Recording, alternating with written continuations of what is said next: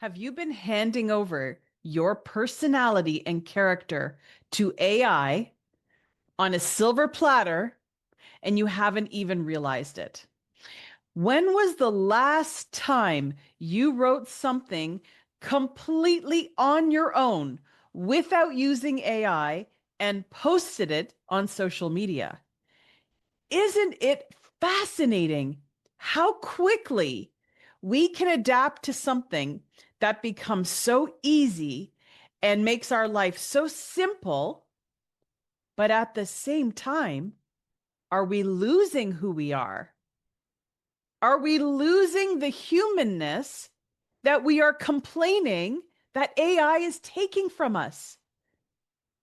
This is the paradox that we're going to be talking about today. I am so excited about this episode because I am going to walk you through some of the past tech innovations that have happened in our world today, in the past, and how have we as humans adapted, adjusted, or maybe we haven't. Maybe we have been losing ourselves all throughout the years and we didn't even realize it. So, isn't that interesting, right? We wait for innovation, we look for the easy way, we look for the efficiency and the productivity, but at the same time, are we adjusting our mindset? Are we adjusting how we are using these tools and innovation and new tech for our greater good? And how many of you have actually adapted a strategy to use them while also not losing yourself in the process? So the problem is that we're not just using AI to help us write. We are using it to let it think for ourselves. And if you stop thinking for yourself, you will start recognizing yourself in your own work. You won't even realize you wrote it or you posted it. And so, what does that mean for the other side, the people who are viewing what you're putting out to social media? If they were to meet you in person, who are they meeting? Will they be disappointed? Will they be shocked that this is not the person that I've been reading and ingesting their work and so respected and inspired? That's one of the reasons why I still do this podcast today. And I don't have my AI clone, which I have, Katharine AI. I don't have her doing it because I don't want to lose the essence of who I am when I am speaking to you. Now, funny enough, someone on social media, actually, I think it was YouTube, on one of my videos, they actually said, "Oh, that's an AI simulation. That she's not real." Well, I'm definitely real. And maybe I've just become very comfortable in doing these podcast episodes that I look almost AI or I sound almost AI, but it's not true. It's me. So, welcome back to a Mindset Medicine podcast. I am your host, the real Katharine Loucaidou. And I have a master's degree in education, and interestingly enough, it was in educational technology and communication. It's interesting. Is it like a juxtaposition where we've got technology, communication, and how do we merge the two together? Let's dive in. Let's dive in today because here's what I know is I have had to rebuild my clarity, my focus, my memory after my open heart surgery, which I'm going to talk about in the third section today, because I think it's important that you understand what it means when you lose the capacity of your brain and what it takes to gain it back again and how long it takes. And are we doing detrimental harm to our brains by handing over everything to AI? Now, don't get me wrong. I am. I am a huge proponent of AI. But I'm a huge proponent of using AI as my partner and not as a replacement for myself. And I think there's a big distinction there. So tune in, get comfortable. I am going to give you some strategies on how to stay human in an AI world because I think that's important. So let's dive in. This is not the first time that we have embraced breakthroughs in tools and technology to make our lives easier. And it's actually not even the first time that we have given up certain skills and personality in the process in order to get something back that will help us. When the printing press came along in the 1400s, people were finally able to access books and mass knowledge began to explode. Those who were able to access books were able to exponentially increase their knowledge. And those who had a creative ability were now able to reach mass numbers of people and to spread their creativity, their knowledge, pass along wisdom, advice, and strategy, which is why we have these wonderful books from the past. But at the same time, something else faded, and it was called the art of memory and the beauty of handwriting. If we go back even before the printing press, how were people able to exchange knowledge? Well, if we go back to, for example, the Stoics, they would keep a diary, as we call it today. They would call it a journal, they would call it a poem, but they would write down their thoughts, their feelings after a war that had happened, or if they were in the midst of battle, if they were in a love triangle, they would always write it down. And so these were then gathered. They were bound by thread or leather, and that is how the word was passed onward.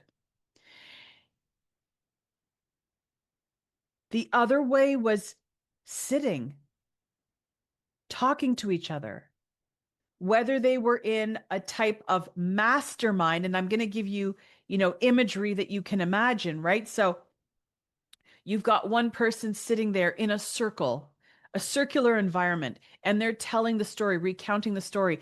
Think about a campfire when everyone's sitting around the campfire telling stories. That is how the words were passed along. Therefore, everything was locked in memory and it was dispersed by word of mouth. Then we have the printing press come along. And now we're able to actually print our words. We no longer have to remember them. We can put them on the paper, send them out, and we can move on. So our memories and the entire stories that we had been holding in our minds have now been outsourced to ink and paper. In the 1970s, calculators changed education forever. We were able to speed up our math calculations. We were slowly losing the ability to do math in our heads. When was the last time we had to memorize the times tables, the multiplication tables? Do you remember that?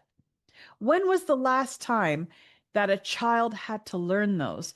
Or are they still learning them? I don't have children who are in primary school anymore. My boys have all graduated university. Very, very smart. What's interesting is they went through each of those.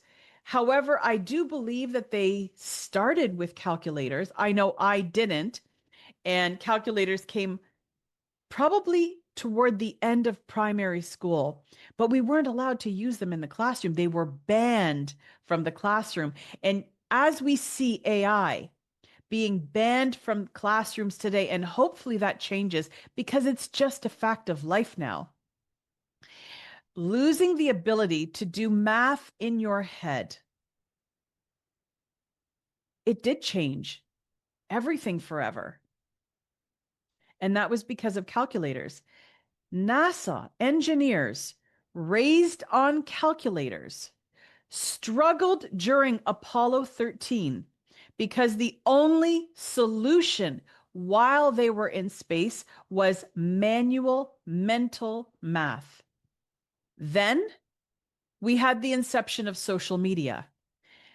We had an unprecedented global connection now. The world's boundaries are gone. The world's borders have become almost invisible on social media.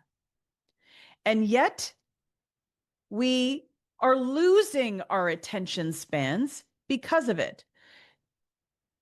If you think of all of the possibilities and the opportunities for connection worldwide, it is unfathomable. It's endless. But what's happened is people have become so passive on social media, they have forgotten about this unbelievable opportunity for networking, for fostering connection. And the fact that there are no borders now, nor no limits to who you can connect with. How many of you listening right now have created connections across the world because of social media? Or have you just been ingesting the content passively, watching what other people are doing across the world, but not actually connecting with them? So here's an interesting thought. The average adult today now has a shorter attention span than a goldfish.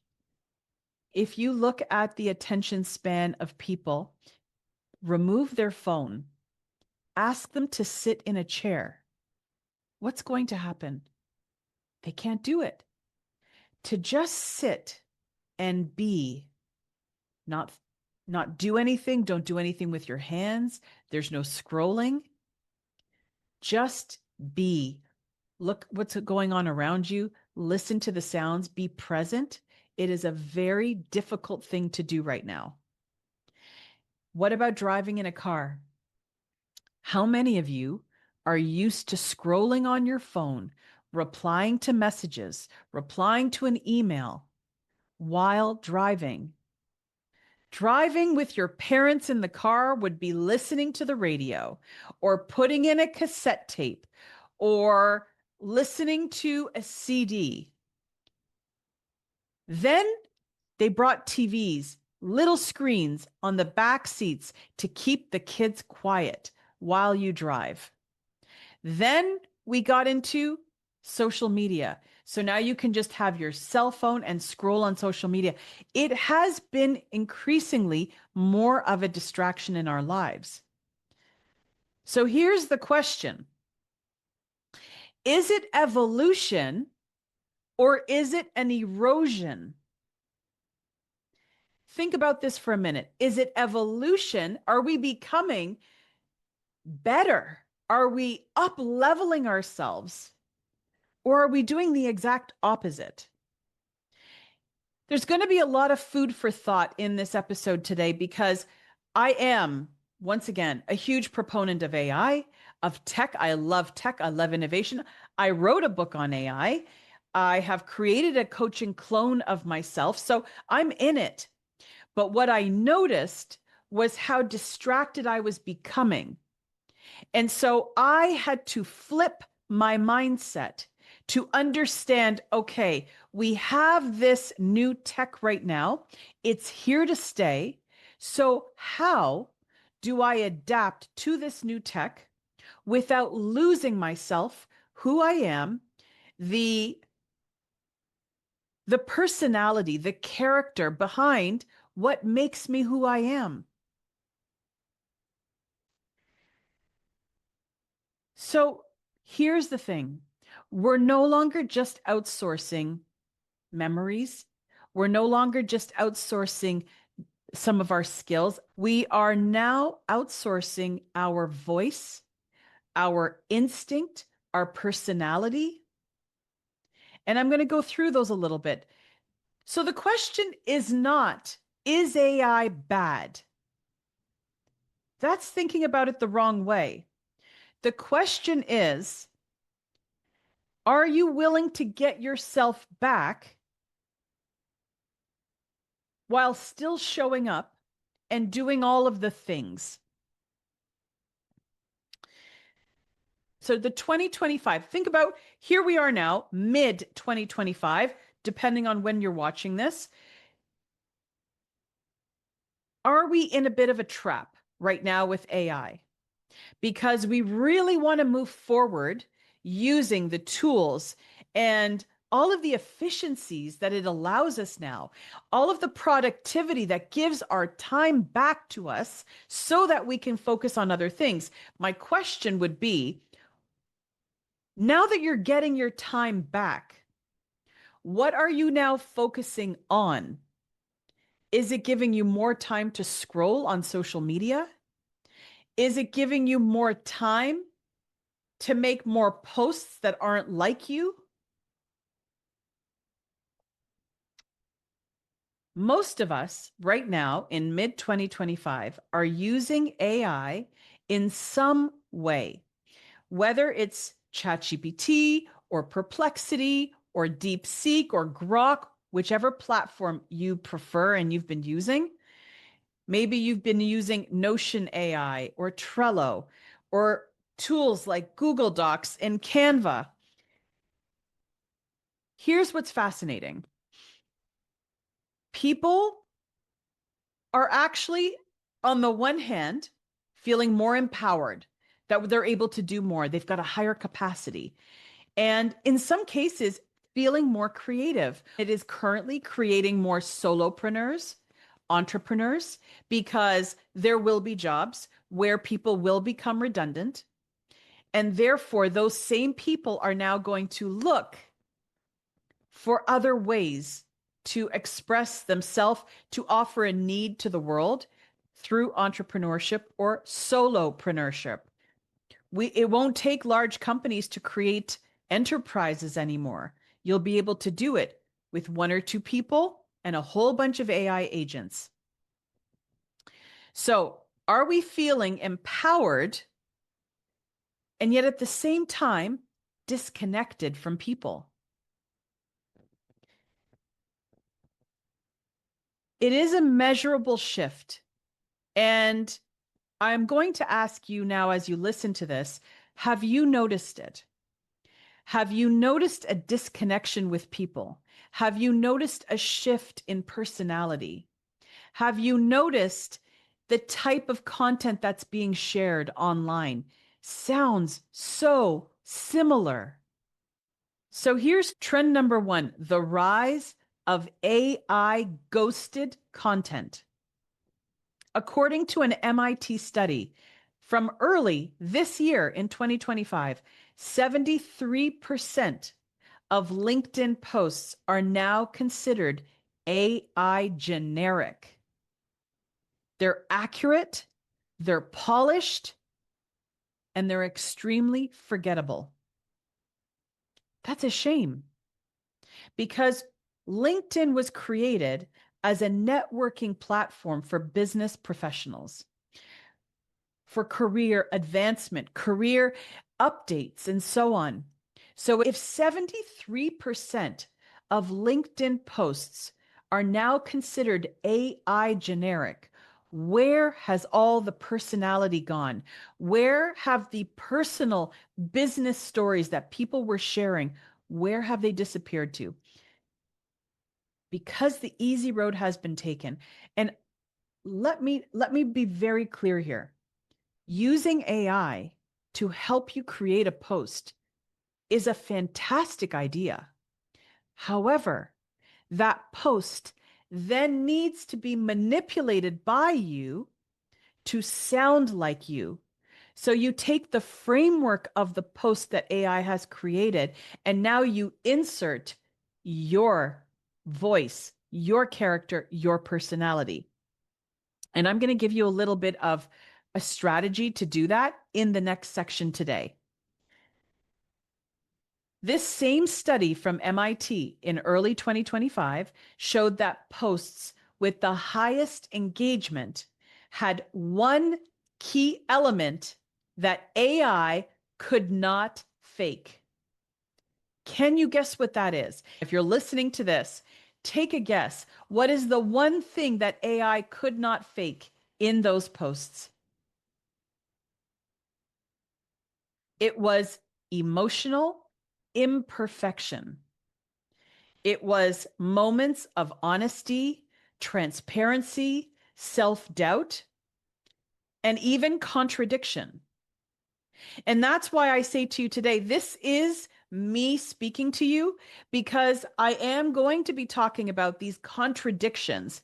And I'm okay saying that I am a proponent of AI while I'm also talking about what AI can detract from us as human beings. And it is an AI driven world. And we're going to notice this by the end of 2025.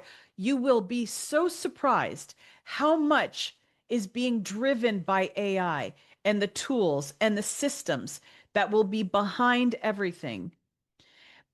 My biggest concern is that people are losing themselves, who they essentially are in this world. They're beautiful gifts that they've been given. They're just disappearing because they're being handed over to AI. So I want to help you bridge that gap between the two, to have the mindset of adapting to innovation, but to also have the mindset that too much distraction is detracting from who you truly are. We are not starving for information. So the amount of posts out there offering information, we're really not starving for it. We have so many platforms now that we can find the information. What we are starving for is realness, humanity, emotions. That's what people are looking for. So let's go on to trend number 2. We're going to call it the thinking bypass. Harvard has released a study last fall, so we were still in the thick of AI, showing that workers who defaulted to AI tools to solve problems were 22% slower when required to problem solve alone. Why? Because the thinking muscle had started to weaken. This worries me. It worries me if your thinking muscle is starting to weaken because you are constantly deferring to AI. My question to you is this: when you are using AI, are you questioning the information that is being provided to you?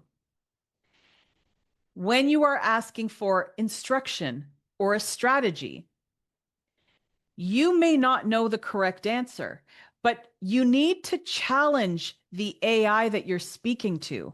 And I do this with almost everything that I work on AI with. And I'm on AI all day long, and I'm on all kinds of them. I'll go from ChatGPT to DeepSeek to Perplexity to Grok, because they each have a slightly different voice. And they are each good at something a little bit different. One is a little bit better at strategy. One is a little bit better at being more personable. So what I do is I challenge them and I say, I want you to go back and analyze, critique the information you have just provided. I want you to provide me hard evidence of research that what you've just told me is correct. And what you'll find is when you challenge the AI, it will come back with the correct information. But if you are taking it at face value right from step one, not asking for any kind of proof or evidence that it's correct, it can be wrong. And you can see that most AI platforms now have this little disclosure saying this is AI generated. It does make mistakes. Please check. So I want you to get into the habit of doing that. Check the responses that you are being given. And you can check it right there with AI. Just make sure that the prompt that you are going back and asking is pretty accurate to what it is that you're looking for. Trend number 3 is the intuition decline. One of the most subtle but scary trends is AI dependent diagnostic. And this could possibly lead to a decline in a doctor's intuition if they are overly relying on an AI diagnosis. Think about this for a minute. We have doctors right now that are run off their feet because populations in countries are growing, whether that is organically, which really isn't the case, it's more through immigration. And although countries are immigrating so many new people, the doctors and nurses in hospitals aren't enough to satisfy the number of people who are entering the country. And I know this is the case for North America. I know it's the case for Europe and many other countries. So, doctors, we know, are already overwhelmed by the number of patients they see. And they are not always intuitive. They don't always take the time to sit and listen to the patient's story, how they're feeling, their side effects. Could that be something else? Or is it just textbook? Take this to cover whatever it is that you're feeling. And rather than going into the root of the problem, which would take more time, let's just put a band-aid on it. Whether that's in the form of medicine, whether that's in the form of a vaccine, so be it. This is my observation. These are my opinions, but I have been through a lot of hospitals and a lot of doctors. So I always question what it is that they tell me. And I have received feedback on my podcast where I researched on AI. I also know how to research really well because I was a university professor. So I am looking for research papers. I am looking for proof, for evidence. So I don't just take everything I read at face value when I'm looking for answers. So if I feel that when a doctor is telling me to do something, I do question it. And I've had a really good track record of being right about my body. I know when I am at the point where I need more help. And I know when I'm at the point where I just need you to tell me what you think it is that I have, because I know that there's always alternative solutions to just taking an antibiotic, for example, depending on what it is that I have. I am simply someone who has been through the medical system for 20 years as a heart patient, someone who had paralysis after a vaccine, as someone who's had skin cancer, and I have managed to reverse everything. It's a good track record. So I will only speak for myself, but I do know that there are times when a doctor is so overwhelmed that they don't use their intuition because they don't have the time to. And the same can happen to anyone, even in the business sphere. You are so busy and overwhelmed. Your intuition is speaking to you, but you need to move on. And typically, that is the point when a person needs to stop, when that little voice inside is telling you, I'm not sure. I think there's something going on here. You may need to recheck that. Have another look. But for whatever reason, you don't. And that leads to something happening that shouldn't. Whatever industry you're in, you know exactly what I'm talking about. When you don't listen to your gut or that little voice, whatever you thought would happen likely does. And now you have to deal with it. So this loss of instinct that I'm talking about is happening across all industries, not just the medical industry. And it is people who are speaking are sounding flawless, but without personality. What happened to their character? Where did it go? What about opinion? I know that I give you my opinion because I think it's important that I still have a voice in this world. And I want you to remember that. It is important that you don't lose your voice among AI in the new AI driven world that we are heading to, and the fact that we are already in it, but we are only in the inception of it, the beginning of it. Imagine going back to when the internet first came out, right? It was a few little searches here and there. The internet now drives everything. We adapted over time. But at the beginning, there was a hesitation. We want you to keep your soul. We don't want you to lose your soul to AI. Let me give you a little example of what it means to lose something and how hard it is to get it back. After my open heart surgery, so it was a long surgery, almost, I think it was 8 to 9 hours long.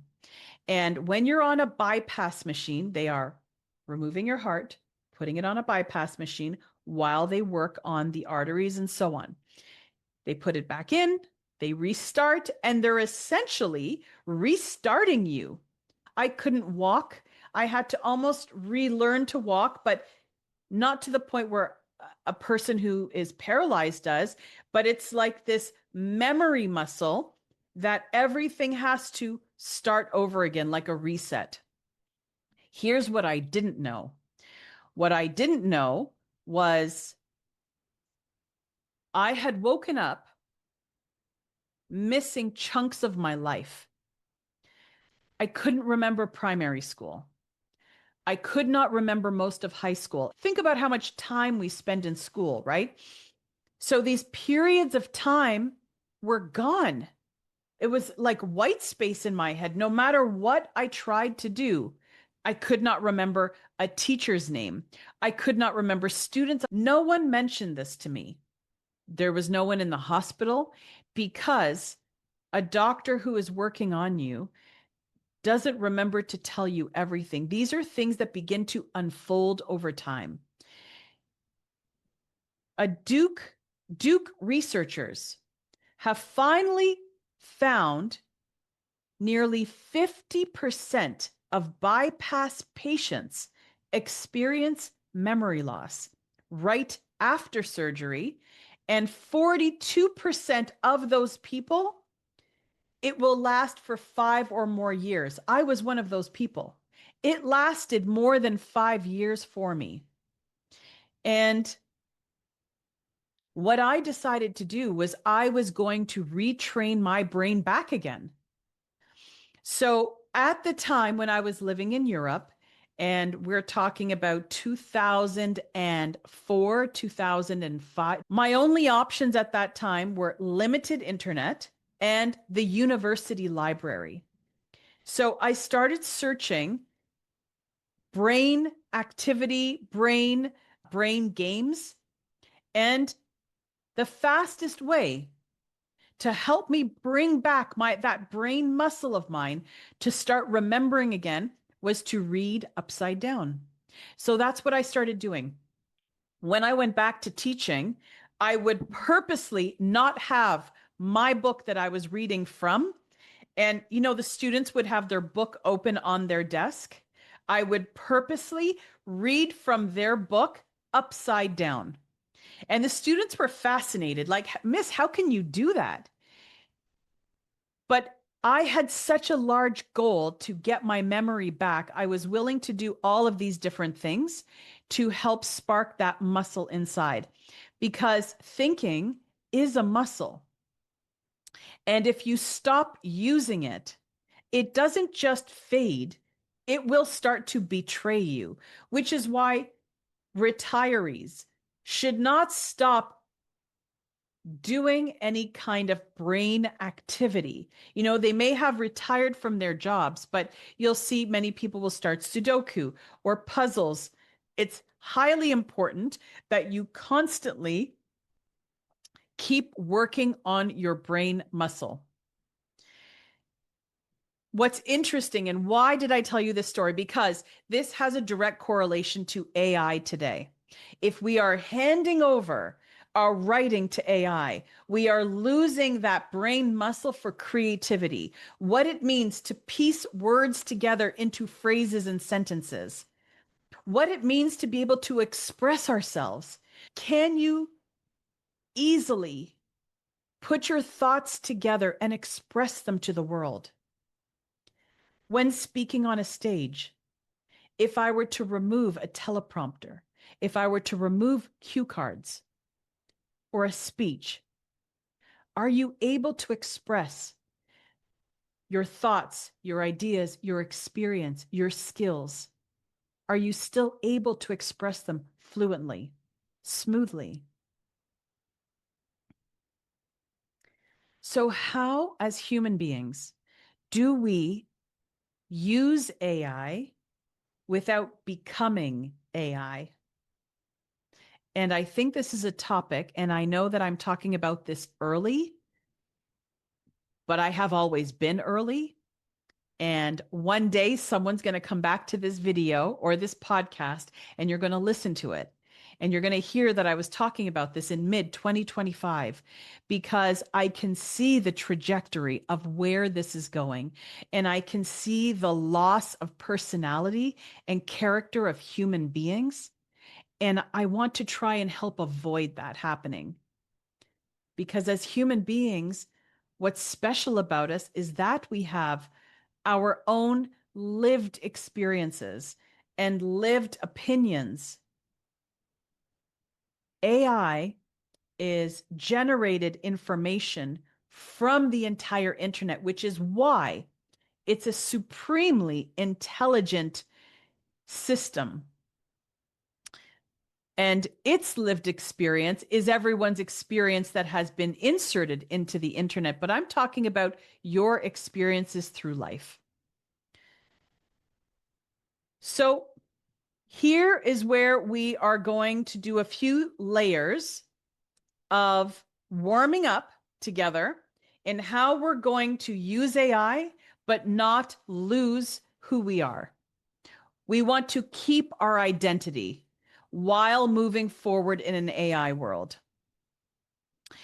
Before you ask AI to do anything, have your own messy version of what you want to say available. Write it down. These are my ideas. And take out your phone, use the Notes app, record notes into the Notes app. This is how I use AI is I record my thoughts and feelings. And one of my directions when I'm using AI is do not change my thoughts and feelings. Don't change them. I want them in there. And if they sound messy, then they're messy. But it's an important part of the story that I want you to help me to write as my co-writer, not as my ghost writer. There is a difference between a co-writer and a ghost writer, right? I still want my voice in there. I want my personality in there.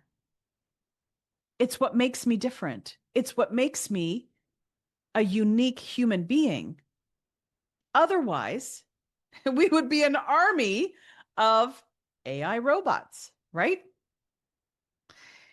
A 2024 study from Harvard found that people who tried to solve problems first and then used AI performed 27% better than those who let AI lead from the start. Let's go to layer number 2, the mirror method. When AI creates something for you, if you cannot hear yourself in it, ask AI to generate a different response that sounds like you. If you cannot, then here's what you need to do. I want you to go to social media. I want you to go to some of your text messages that you have written. I want you to go to your email, to emails that you authentically have written. Upload those into ChatGPT or whichever AI platform you use and say, here is the way that I speak. Here is the way that I communicate. I would like you to remember it and help me write using my voice, but you can fine tune it for me.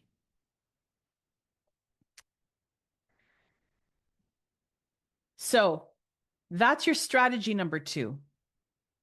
Don't lose your voice among AI helping you. Here is the third and last layer, and we're almost done here. The 70-30 rule. Use AI platforms to support you, not substitute you.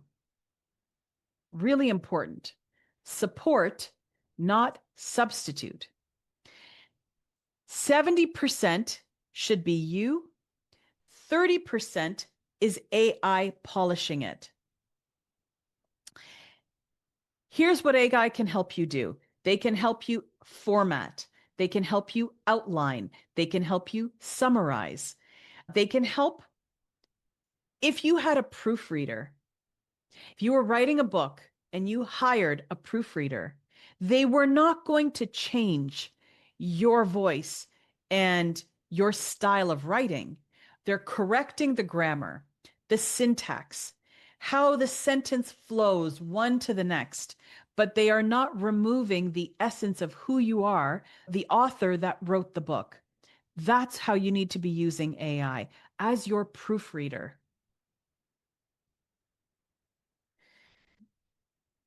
MIT did a study, again, after the previous one I talked about, this year in 2025, that showed that audiences were almost 3 times more responsive to an imperfect, raw content than an AI polished piece of writing.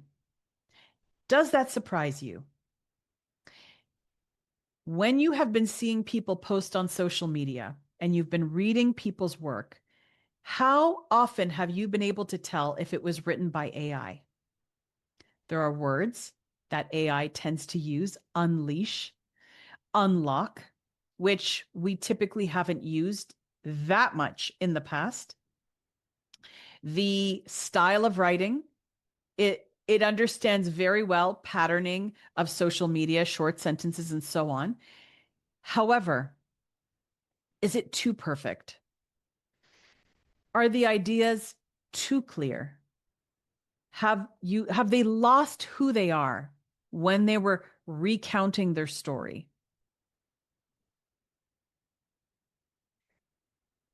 I would like you to start every morning with your brain. Before you even turn on AI or social media, make some notes that are truly yours in your notes app. Write down what you're feeling. Write down a story that happened at work. Keep recounting memories and stories so that you lock them in and don't just hand them over.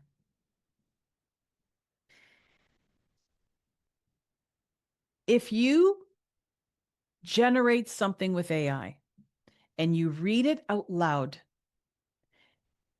if you find it difficult to read, it's not yours. If it doesn't flow seamlessly, easily from your mouth, you have to read it out loud. Because the moment you read it out loud, that's when you're going to know whether that just flows like you would speak, or if you keep pausing to pronounce a word, it's not for you. I have built something for you. It's free and it's going to help you. It is an AI identity audit.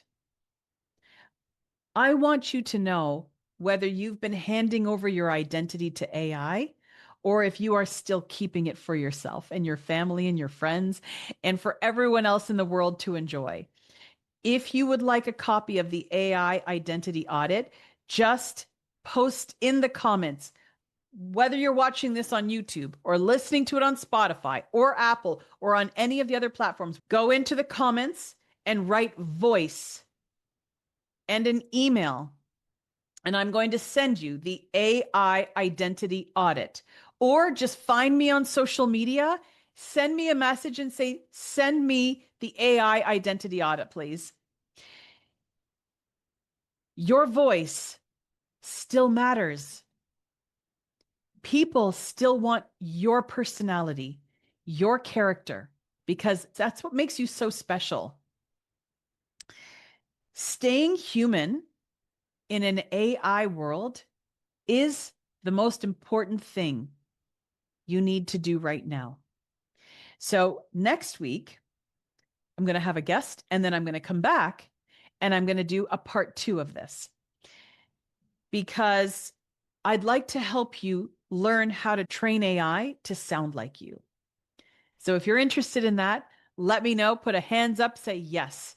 I want to know how to make AI sound like me, still be efficient, still be productive, but not lose who you are in the process. Thanks everyone for tuning in, and I will see you again next week. Bye for now.